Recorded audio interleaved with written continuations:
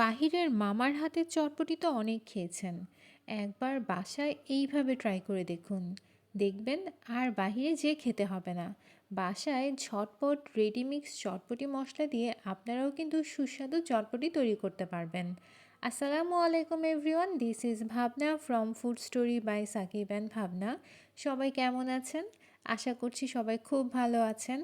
আর চটপটি, ফুচকা এই সকল খাবার কারই না পছন্দ। তাই আজকে খুব সহজে আমি কি করে বাসায় চটপটি রান্না করি সেটাই আপনাদের সাথে শেয়ার করছি। আর হ্যাঁ, আজকে আমি চটপটিটা কিন্তু রাইস কুকারে তৈরি করব।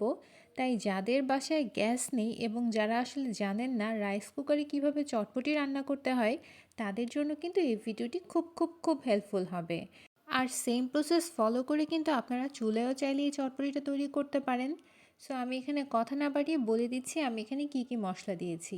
যদিও রেডিমিক্স মশলার মধ্যে বিভিন্ন ধরনের মশলা কিন্তু থাকে, তারপরও আপনারা যদি চটপটির যে বুটটা আছে এটা যখন আপনারা বয়েল করবেন, অর্থাৎ যখন এটাকে আপনারা বয়েল হতে দিবেন, তখন সেক্ষেত্রে আপনারা কিন্তু একটুখানি আদা বাটা, রসুন বাটা, একটুখানি হলুদের গুঁড়ো এবং পরিমাণ মতো লবণ দিয়ে তারপর বয়েল করবেন। এতে কিন্তু খাবারের টেস্টটা আরও অনেক বেশি বেটার হয়। আমি এখন চটপটির যে টকটা আছে সেটা রেডি করে নিব। এর জন্য আমি কিন্তু আজকে একদম পাকা তেঁতুল ব্যবহার করেছি। আমার হাতের কাছে পাকা তেঁতুল অ্যাভেলেবেল ছিল, সো আমি কিন্তু ওই পাকা তেঁতুলটাকে কতক্ষণ ভিজিয়ে রেখেছিলাম। অলমোস্ট 2 ঘন্টার মতো হচ্ছে আমি এটাকে ভিজিয়ে রেখেছিলাম। তারপর হাত দিয়ে চটকে খুব ভালোভাবে তেঁতুলের যে গাঢ় যে মিশ্রণটা আছে সেটা হচ্ছে বের করে নিয়েছি এবং যে বিচিগুলো আছে সেগুলো কিন্তু আলাদা করে নিয়েছি। এই ক্ষেত্রে আমি একটুখানি চিনি অ্যাড করেছি, একটুখানি লবণ অ্যাড করেছি আর একটুখানি লেবু অ্যাড করেছি। লেবুটা কিন্তু অবশ্যই চেষ্টা করবেন ব্যবহার করার, কারণ টকের মধ্যে যখন লেবুর ফ্লেভারটা পড়ে তখন খেতে কিন্তু খুব দারুণ লাগে। আর চটপটি যে মশলাটা আছে এটাও কিন্তু আমি পরিমাণ মতো এখানে ব্যবহার করেছি। আপনারা চাইলে এটা স্কিপ করতে পারেন, কিন্তু চটপটির মশলাটা যদি আপনারা এই টকে একটুখানি ব্যবহার করেন সেটা কিন্তু খেতে খুব ভালো লাগে। আর এখন চটপটি যে ঝোলটা আছে সেটা কিন্তু এখানে একটুখানি অ্যাড করে দিয়েছি। আর অবশ্যই আপনারা কিন্তু কাঁচামরিচ, ধনে পাতা, পেঁয়াজ কুচি এখানে অ্যাড করবেন, এতে টকটা আরও বেশি ফ্লেভারফুল হবে। এদিকে চটপটির জন্য আমি কিন্তু পেঁয়াজ কুচি করে রেখেছি, ডিম লাগবে আমাদের, আলু কিউব করে কেটেছি, আপনারা চাইলে আলু বয়েলও করতে পারেন।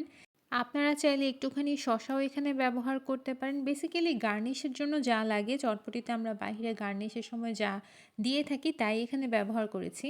আর এইদিকে আমি কিন্তু চটপটির যে মশলাটা আছে যখন আমি এটা সিদ্ধ করছিলাম একদম অলমোস্ট হয়ে গিয়েছে, সেই পর্যায়ে আমি কিন্তু এখানে বেশ খানিকটা চটপটির মশলা ব্যবহার করেছি। অনেকে এই ক্ষেত্রে চটপটি যে মশলাটা আছে এটা পরে ব্যবহার করেন, লাইক যখন আমরা গার্নিশ করব অর্থাৎ সার্ভিং ট্রেতে সার্ভ করব তখন হচ্ছে এটা সব কিছু দিয়ে তারপর ব্যবহার করেন। কিন্তু আমার পার্সোনাল এক্সপিরিয়েন্স থেকে মনে হয় যে চটপটির মশলাটা আপনারা যখন বুটটা একদম বয়েল হয়ে আসছে তারপরে যখন আপনারা ব্যবহার করে একটুখানি জাল করে নেবেন, তখন মশলাটা আরও বেশি ফ্লেভারফুল লাগে। তাই আমার রিকোয়েস্ট থাকবে একবার আপনারা আমি যেভাবে রান্না করেছি এভাবে আসলে ট্রাই করে দেখবেন। আশা করছি খুব ভালো লাগবে। আর এখন চটপটিটা হচ্ছে সার্ভ করার পালা, সব কিছু মিক্সিংয়ের পালা। আমি সব কিছু আপনাদের সুবিধার জন্য আরেকটুখানি দেখিয়ে দিচ্ছি যে আমি এখানে আজকে কি কি ব্যবহার করেছি। আমি আজকে এখানে ছোট কিছু ফুচকা ব্যবহার করেছি যা আসলে আমি বাসায় নিজেই তৈরি করেছি। আর এখানে আমি গার্নিশিংটা শুরু করে দিয়েছি। আমি সবার প্রথমে আলু কিউব করে কেটে নিয়েছি, সেগুলো অ্যাড করেছি। তারপর দিয়েছি পেঁয়াজ কুচি। পেঁয়াজ কুচিটা আপনারা আপনাদের পছন্দ মতো ব্যবহার করবেন। আর এখন অ্যাড করলাম টমেটো কুচি। অনেস্টলি বললে গার্নিশিংয়ের ব্যাপারটা আসলে যার যার প্রেফারেন্স অনুযায়ী হয়। আমি এখানে এখন ডিম অ্যাড করেছি, তারপর ব্যবহার করেছি কাঁচামরিচ।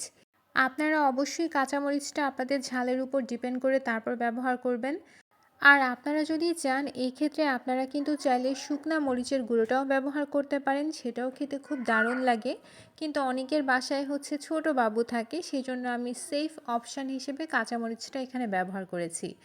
আর একটুখানি ধনেপাতা অ্যাড করে দিয়েছি। আর এখন আমি তেঁতুলের যে টকটা রেডি করেছিলাম সেটা ছড়িয়ে দিচ্ছি। আর এই তো আমার যে চটপটিটা সেটা কিন্তু একদম রেডি হয়ে গিয়েছে। অনেস্টলি বললে এই চটপটিটা খেতে কিন্তু খুব দারুণ লাগে। আর সবার শেষে আমি কিন্তু একটুখানি ফুচকা এখানে ছড়িয়ে দিচ্ছি। আজকে আমার বাসায় শসা ছিল না, তাই আমি শসা এখানে অ্যাড করিনি। আপনাদের হাতের কাছে যদি শসা অ্যাভেলেবেল থাকে তাহলে অবশ্যই শসা কিন্তু এখানে ব্যবহার করবেন। আর এই তো আমার চটপটিটা কিন্তু একদম রেডি হয়ে গিয়েছে। দেখতে কতটা লোভনীয় লাগছে আপনারাই বলুন তো।